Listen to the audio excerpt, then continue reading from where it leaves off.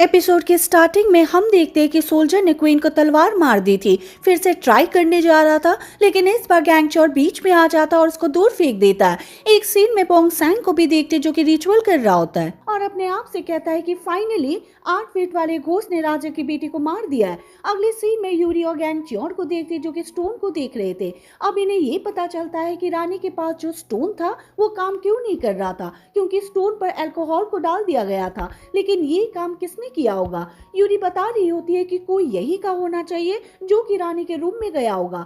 Yong सुन कह रहा होता है कि ऐसा कौन कर सकता है, लेकिन बाद में किसी को याद करता है। हम यहाँ पर इस लड़के को भी देखते हैं, जो कि अपने रूम में होता है और अल्कोहल को छुपा रहा होता है। लेकिन तभी योंग सुन आता है और इसको देख लेता है। बाद में अल्कोहल को सूंघता है और कह रहा होता है कि तुमने ऐसा क्यों किया, तुमने क्वीन की बेटी को क्यों मारा?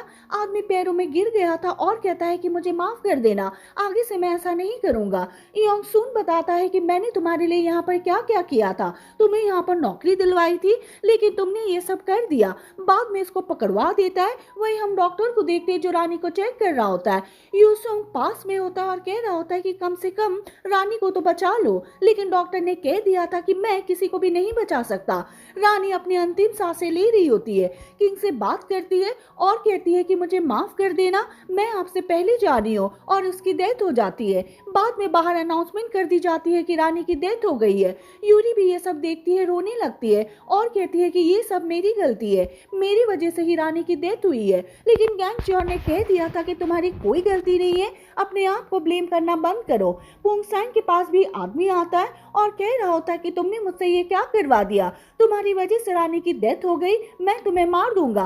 पोंग सैंग कहता है कि क्या तुम श्योर हो कि किसी ने भी तुम्हें यहाँ पर फॉलो नहीं किया?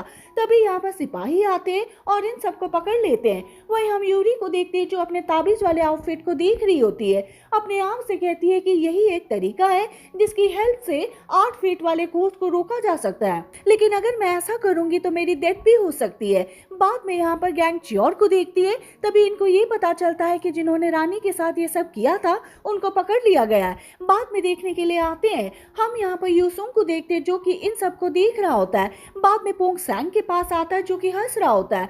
यूसुंग उसको तलवार मारना चाहता है, लेकिन ऐसा नहीं कर पाता और अपने सिपाहियों से कह रहा होता है कि कल सुबह इन सबको मार देना। जब पोंग सैंग को ले जा रहे थे, तब गैंगचोर इससे बात करता है, इसको पकड़ता है और कह रहा होता है कि तुम नीच हो, क्या तुम्हें गॉड से डर नहीं लगता, तुमने ऐसा क्यों किया? लेकिन पोंग सैंग ने कह दिया था कि मेरा सिर्फ एक ही गॉड है,